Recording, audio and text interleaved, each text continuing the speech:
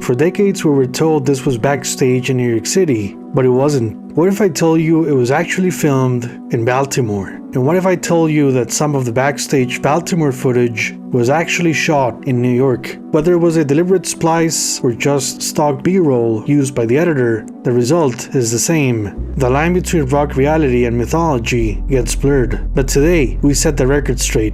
As you know, Led Zeppelin's concert movie was filmed during 3 shows, July 27th through the 29th, 1973, at Madison Square Garden, New York City. But those backstage moments were shot days before, and we'll explore the hints that give it away. So like I mentioned on my Making of The Song Remains the Same series, movie plans began on July 20th, 1973, just as Led Zeppelin embarked on the last 7 concerts from their mega successful North American tour, now on its 3rd leg, which began on July 6th at Chicago. The band's chemistry and live musicianship was growing by the minute. This was the perfect time to capture them on film. A director and cameraman team was put together at the last minute, and they had no concert film experience. Now, they couldn't make it to the Providence, Rhode Island show on the 21st, but landed at Baltimore on July 23rd for Led Zeppelin's show at the local Civic Center the band was now visiting for the 4th and last time. Baltimore Civic Center broke ground in 1959 on the remains of the city's old Congress Hall, serving as temporary site for the government around 1776 to 1777. The Great Baltimore Fire of 1904 destroyed some 1,500 buildings, including the corner site. The Civic Center opened its doors on October 23, 1962, to much enthusiasm from the locals, through hockey heroes, the Baltimore Clippers, and the NBA's Bullets. The venue's signature sawtooth roof, a bold zigzag of repeating triangular peaks, gave it a futuristic, almost brutalist look for its time. It made it quite recognizable from the skies, but it didn't have the best acoustics, more like a big rumbling box. There were a lot of concerts at Baltimore Civic Center, and the city couldn't escape Beatlemania, with the Fab Four arriving on September 13, 1964, thus putting the venue on the rock and roll map for future events. The next British invasion followed. The Stones in 65 and 66, Herman's Hermits and The Who in 67, Cream in 68,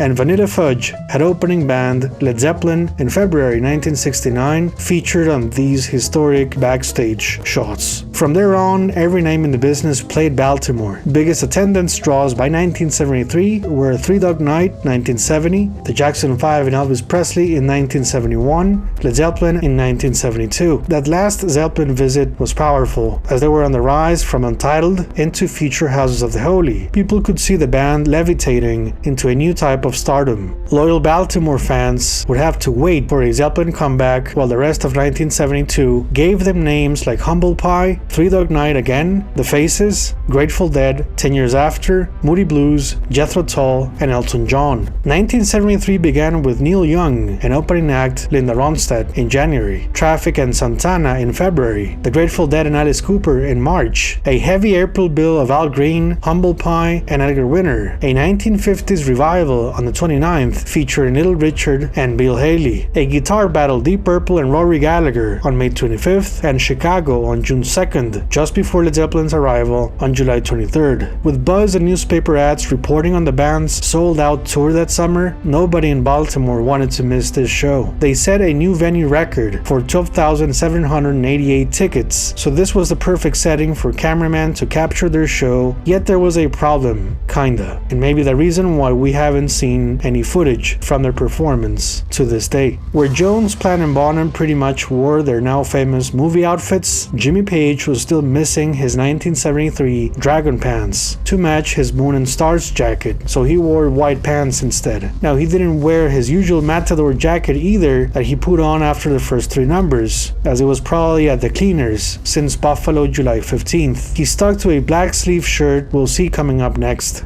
Now on to the backstage footage itself. Past Robert Plant's Good Evening Greet at Madison Square Garden, New York City, we cut to Jimmy Page drinking orange juice backstage at Baltimore's Civic Center. If you don't believe this is Baltimore, check out these Beatles 1964 shots at the same venue. The lighting and interior design give it away. This is Baltimore. We can see a man in the background with a green variation of a 1973 backstage pass. The man with a yellow shirt has been said to be Jefferson Starship's Marty Bowlin, but it's nothing more than a resemblance. His identity remains a mystery. Next we cut to a shot of Robert Plant talking to to Peter Grant while a lady in the background checks her hair and is probably sure all that glitters is gold, like the stuff she's wearing.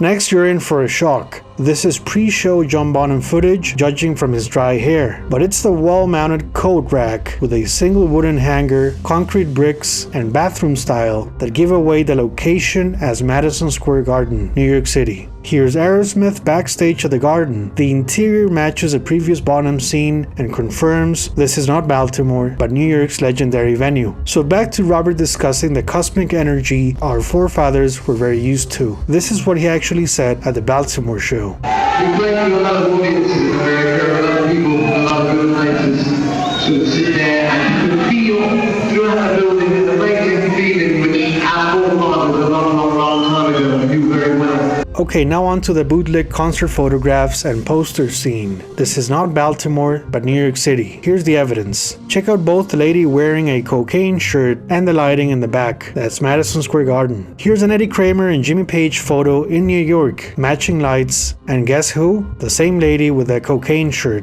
Page didn't have his dragon pants until the Garden shows, so this backs up the evidence. Also, check out the last part of the movie when the band leaves Madison Square Garden. Same interior, so this is definitely not Baltimore. Now, the guy selling the poster was shot inside Baltimore. The poster itself seems like a variation on the Concerts West 1972 designs for shows like Portland and Arizona. And before I forget, let's go back to this scene. Remember this glitter outfit? It looks like the lady from the Baltimore Backstage shot, so she probably hung out with the band throughout their last shows, including New York City. So now we know the photographs were not sold at Baltimore, which adds to the online theory that Peter Grant's scene was staged for dramatic effect. Here's Richard Cole, the band's tour manager and assistant to pretty much everything they needed. We can also see Led Zeppelin's lawyer Steve Weiss in between Grant and the man in a blue shirt. His name? Dennis Ferguson. He was in charge of running the concessions at Baltimore's Civic Center for the Burlew Vending Company. Tensions at the venue were unfortunately frequent, as it's something of an urban legend that the mob was heavily involved with some operations there. But Dennis was a clean guy though, and his reputation was that of a good guy. The movie did a good job in portraying Peter Grant's protective role in ensuring Led Zeppelin was not another concert business victim. While Dennis Ferguson didn't do them wrong, it's a cinematic metaphor of how the band changed the game, collecting up to 90% of ticket money, turning the game around. Steve Weiss's portrayal was also spot on, the silent enforcer. To this day his name is a source of many mysteries,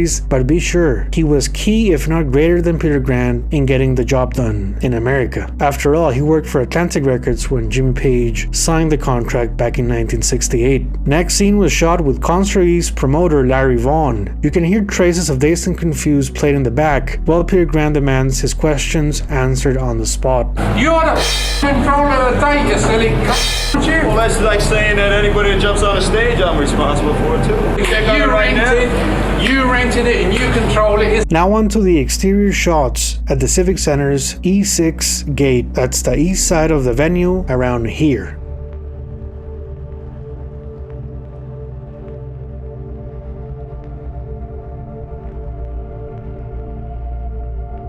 We can confirm the Baltimore location based on the policeman's hat showing the city's police logo at the time. It was a hopeless venture for this young woman trying to get tickets because the tour was sold out, and rumor has it she was pregnant. Next, we can see two lucky concert goers led inside by friendly officers. But here's the catch, those officers were not NYPD. The badge insignia doesn't match the New York Police Department at the time, raising serious questions about where this footage was actually shot, and I'm gonna go with Baltimore. Next, we have the crazy fan incident where police officers chased him on the venue's hall. We can spot a local police logo here and a police car.